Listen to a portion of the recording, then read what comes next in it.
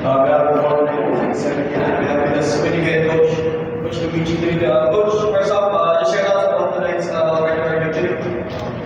Yeah, I mean, we started out well. I think the first quarter we were up a big lead. We didn't think that would happen, but I mean, Rain or Shine's a tough team. You know, you looked at them in the third quarter; they won that quarter. It's not gonna be easy for us. We weren't probably satisfied in the way that second half went. They kind of do well when they have those small lineups and they're physical, and they almost came back. So, this game we might have won this game, but there are a lot of things we have to clean up. Nokom had 17, he was getting to the basket. Mamuyak was getting to the basket. Their physicality's there. They were a bit off in the three-point line. They were 4 out of 33. That's 12%. So, they might shoot better.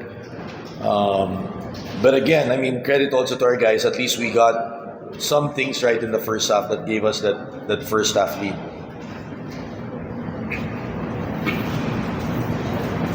We have with us player of the game, Jansen. Jansen, congrats. Masabi mo lang sa naging panalo ngayon. I think unang-una, I just want to thank God for this win. Yun nga, sabi ng mga coaches namin, maging focus na kami, tsaka lock in kasi ito na yung quarterfinals na to, iba na yung laruan. Kaya yun, thank God kasi maganda yung contribution ko.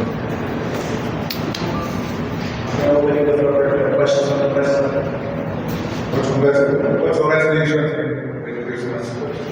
Merry Christmas. First quarter, jump right up there. Hopefully was that considering the fourth quarter, regular series, slowly, inuunti niya yung Like remember sa eliminations, ganun din nangyari, di ba? Lamang kami ng I think 25 and then they won in overtime. But siguro that's a lesson for us also because we know how good this team has been doing the last three conference. They've been able to build a good team, and it's evident in the way they're playing. They've been in the semifinals the last 3 times.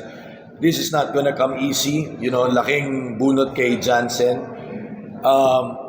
I can say this: some of our guys play a lot of good offense, but we need some of those guys who can play D, right? And Jansen's one of those guys. He puts his heart out, always ready to play. And he came up big. He made the shots, got some steals. Really happy for him the way he played today.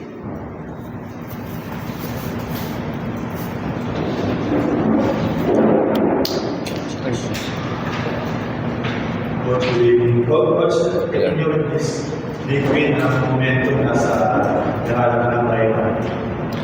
Well, you know that they're not going to be happy in that other side with the way they played, right? They shot the ball 12%, 4 out of 33. Rain or Shine has the most threes in the league. They live and die with that. They run that pace. But I think the thing that we're used to is we also have that type of pace. Marunong rin kaming tumakbo, right? At this point, I don't think anybody really has the edge. We're an experienced team. We've been here before. We've had to win back-to-back also in a series to move to the next round. But it's gonna be a good one in that next game, right? And then I think the nice thing is both teams are kind of healthy.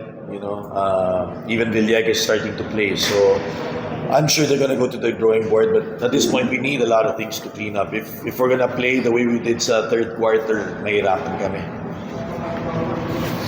Jansen, alam natin yung coach ko si Coach before sa NLX. So, at least yung game mo pa kayo mo dahil kabisado mo na yung tendencies ni Coach Rick sa loob ng court. Hindi ko masabi. Siyempre, kumbaga, ilang taon na rin akong wala kay coaching. Pero the way si coach talaga kasi talagang takbuhan talaga.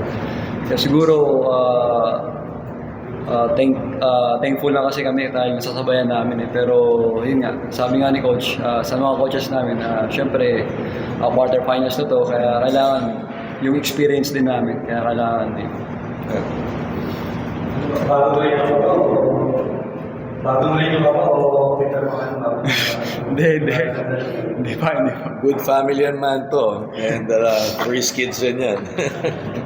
Good job, Jansen. Thank you. Coach, it's really interesting last few months for you in the ESL. What would it mean to win on Monday and go to the semifinals despite all the schedule?